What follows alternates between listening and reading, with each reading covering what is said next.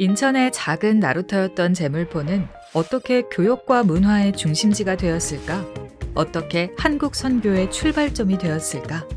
그들의 한 걸음은 조선을 의료와 교육의 배움터, 복음의 순례길로 만들기 시작했다.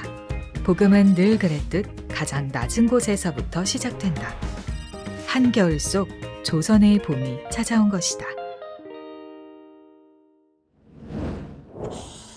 한국 선교의 출발지라 할 수 있는 인천 제물포는 1882년 고종이 맺은 조미수호 통상조약으로 열강의 국제적 질서의 중심지가 된다. 이를 계기로 한국의 선교 사역은 뿌리를 내리게 된다.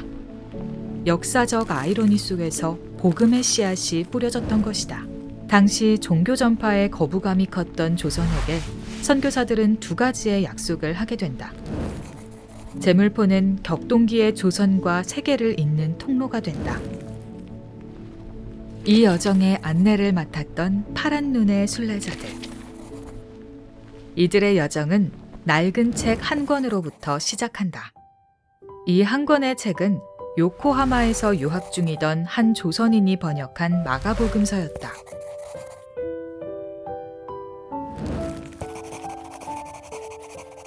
투박한 번역이었지만 파란 눈의 외국인들은 이 책 한 권의 모든 삶을 의지하며 미지의 땅 조선으로 향했다. 그들이 도착한 날은 조선에서 처음 맞은 부활절이었다.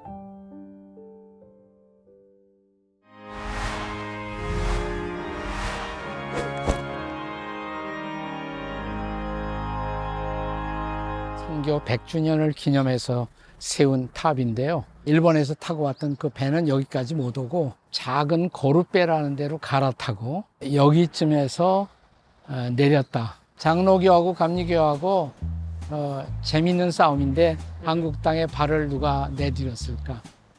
감리교 분들이 말하기를 레이디 펄스트라 아마 아펜셀라 와이프가 제일 먼저 땅에 발을 디뎠을 것이다. 기둥이 셋. 그래서 이게 성부, 성자, 성령, 삼위일체. 이 기도가 위로 올라간다. 하나님께로 올라간다. 그걸 형상화시킨 거예요, 이게. 100주년 기념탑은 한국교회의 전통적인 종의 형태를 본떠 만들었다. 삼인의 청동상 밑엔 아펜젤러 선교사가 제물포항에 내리며 드렸던 기도문이 적혀 있다.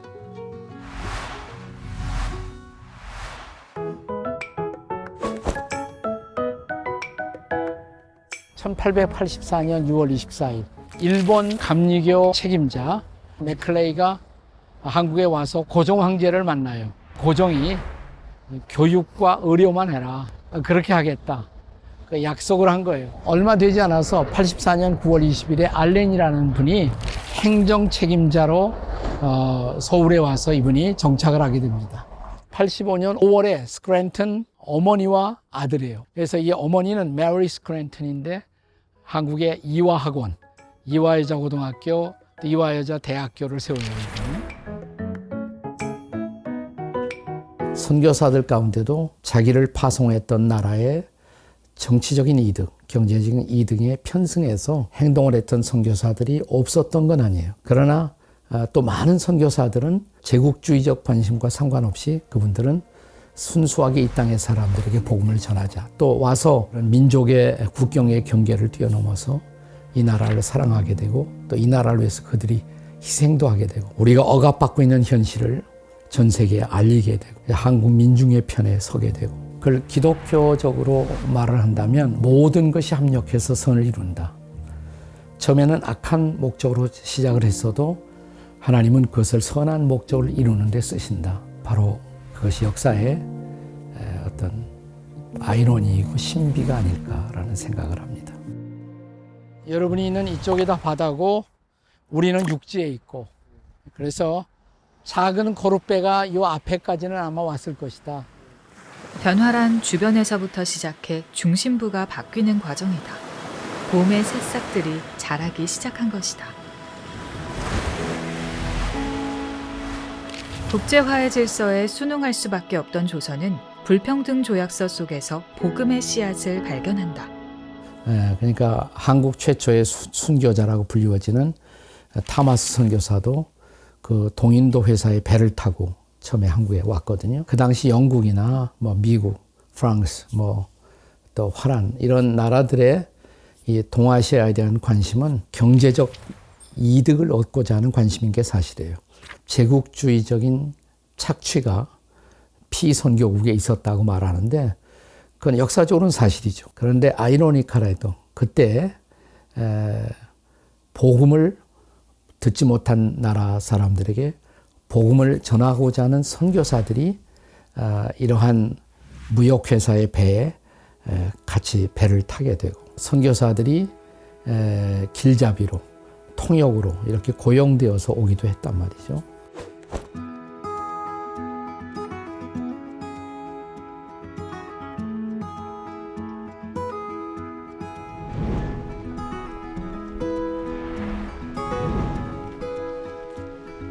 세창양행을 통해 김준근 화백의 그림들은 독일, 프랑스, 영국 등 전 세계 20여 곳의 박물관에 1,500여 점이 남아있으며 당시 조선을 방문했던 서양인들의 각종 여행기에 사파로 사용되었다.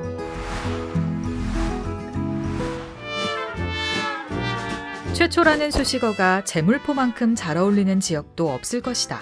최초의 서양식 호텔 대불호텔, 최초의 외국인 사교 클럽 제물포구락부, 최초의 서양식 공원인 자유공원. 제물포는 세계화의 흐름 속에서 점점 개화하고 있었다.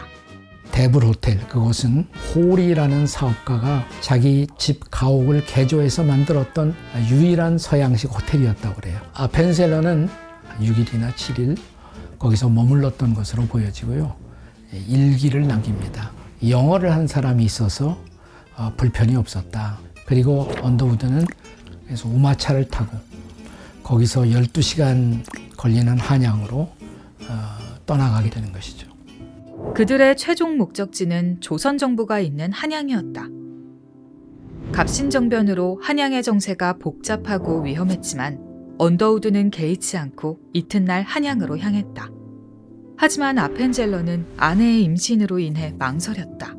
비록 갑신정변은 3일 천하로 막을 내렸지만 근대화의 갈망과 변화는 조선인들 속으로 스며들고 있었다. 복음도 함께 말이다. 커피가 아니면 죽음을 달라고 했던가. 복음과 근대화의 시작은 커피와 함께였을지도 모른다.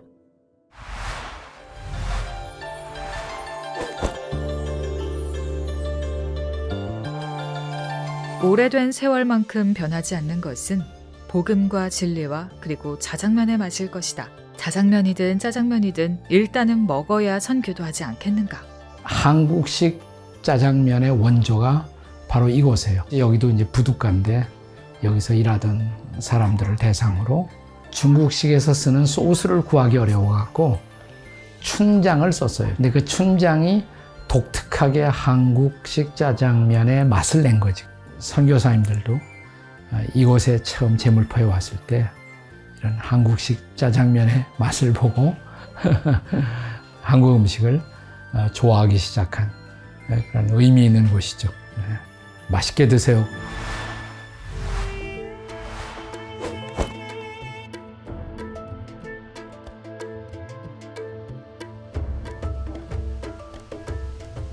우리 그 고종시대에 우리나라가 이제 개화되고 제물포항이 개항되면서 제일 강한 영향을 끼친 것이 청나라하고 일본이었는데 청나라 사람들이 와서 살 수 있는 곳, 또 일본 사람들이 와서 살 수 있는 곳을 지정을 했었어요. 그걸 조계지라고 그래요. 조계지. 중국과 일본이 함께 공존하는 경계선, 이것을 타고 올라가면 이제 자유공원에 도달하게 되겠습니다. 서로 다른 양식으로 지어진 청일 건축물 사이의 좁은 계단은 당시 열강 사이에 무력한 조선과도 닮아있다. 그 높은 계단을 그들은 한 걸음씩 승리하며 나아갔다. 그 끝엔 자유가 기다리고 있다. 이 공원이 본래 만국공원, 러시아 사람 사마르틴이라는 사람이 처음으로 서양식 공원을 만든 거예요. 여기가. 그 다음에 일본이 철수하면서 서공원, 서쪽에 있는 공원이다. 메가더 동상이 들어서고 나서는 자유공원. 이 세 개의 이름이 있어. 중간 허리 부분인 인천에 상륙해서 북한 그 군인들과 전선의 보급로를 차단하고 그런 전략에 성공했던 곳이 바로 이곳이죠. 9월 15일에 전세를 역전시키는 인천 상륙작전. 그리고 불과 나흘 후에 서울로 갑니다. 서울을 회복하죠.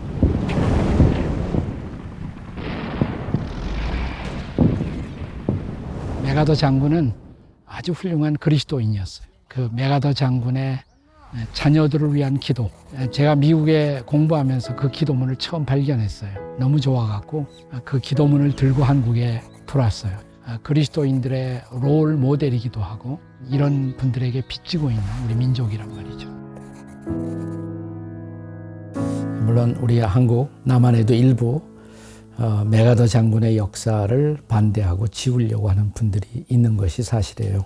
그것은 어떤 관점에서 시작되느냐 하면 남과 북은 절대로 나누이지 말았어야 한다. 그러니까 소련이나 미국의 압력을 끝까지 거절하고 투쟁했어야 한다라는 관점에서부터 시작되거든요. 그런데 그것이 사실은 그 당시에 불가능했어요. 북녘 땅에 진주한 소련, 러시아를 통해서 북녘 땅은 공산화될 수밖에 없었던 국제적인 모습이었고 남한은 미국의 군정이 이 땅에서 이루어짐으로써 또 미국의 자유민주주의 체제를 따라갈 수밖에 없는 그런 상황이었단 말이죠. 근데 지금 우리가 돌이켜서 바라보면 억지로 통일을 해서 만약에 이 땅이 공산화되었다면 오늘의 한국은 어떻게 되었을까? 그러한 역사적 과정에서 볼 때 메가더 장군은 우리 한국 역사에 정말 커다란 기여를 한 분이죠.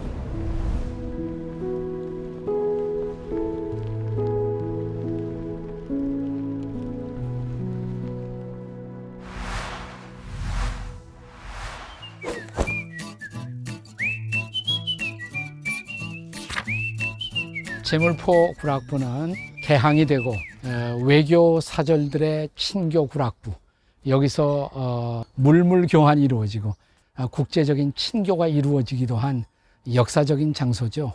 우리가 여기를 한번 들어갔다 나오면 문자 그대로 국제 시민, 인터내셔널 시티즌이 된 겁니다.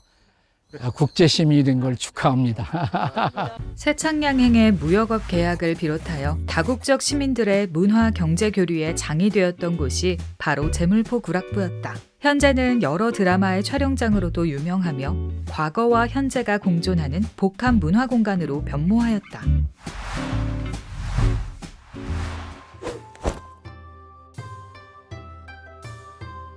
근대문화 사적지로 지정된 곳인데 일본 스타일의 아주 오래된 찻집이죠.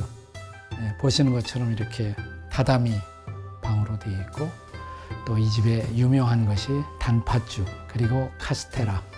이 단팥죽이나 카스테라 그리고 짬뽕이 제일 유명한 곳이 일본 나가사키예요. 옛날 일본 사람들이 이 조선 땅 한국으로 오기 위해서는 일본 요코하마 동경 근처에서도 배를 타고 나가사키를 거쳐서 부산에 잠시 들려서 제물포로 항상 들어오는 것이 코스예요. 고종의 윤허를 얻어 청일 조계지가 만들어졌으나 독립운동가들에게는 함께 모여 재기를 다짐하던 곳이기도 하다.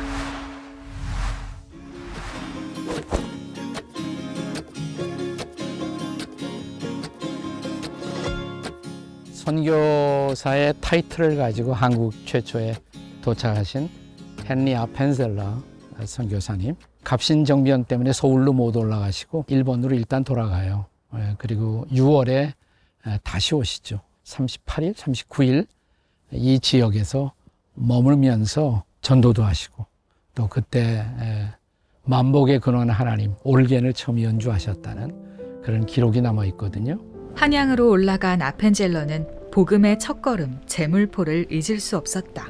이에 존스 목사를 내리교회의 2대 목사로 파견한다.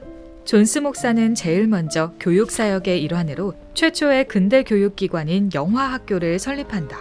교육선교의 시작이었다.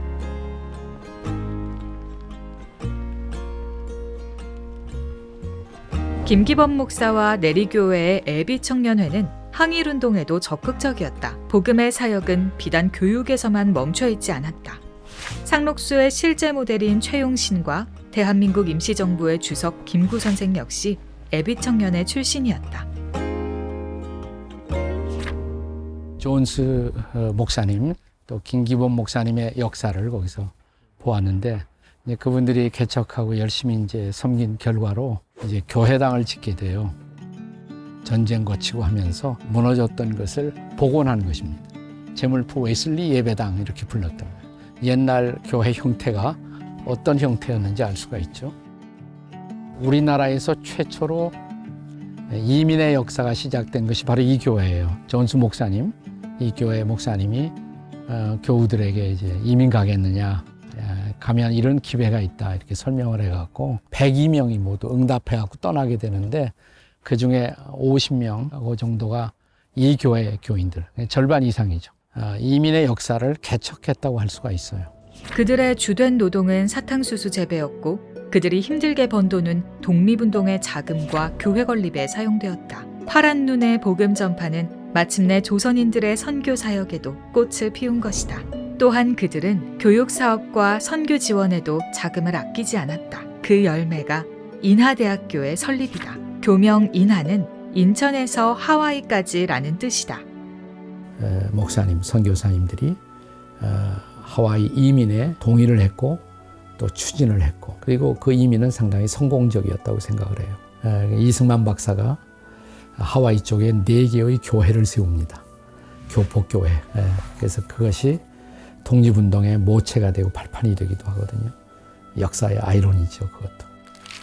내리교회는 후에 민족대표 33인 중 동호 신홍식 목사가 5년간 담임 목사로 심우하였고 독립운동에도 큰 영향을 끼쳤다.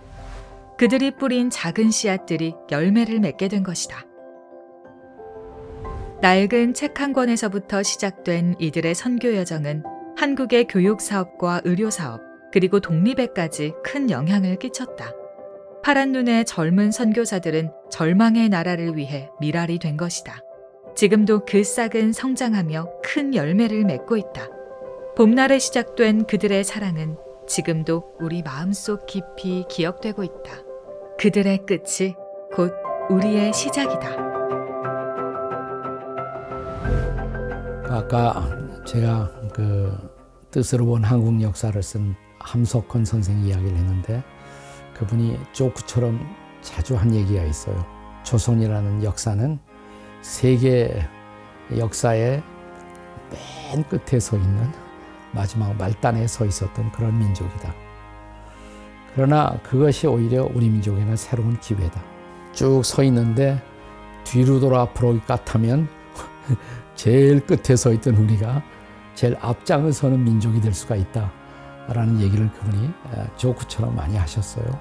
여기서 우리가 어떻게 하느냐에 따라서 우리는 세계 역사의 방향을 바꿀 수 있는 중요한 섭리적 역할도 감당할 수가 있다고 생각을 해요.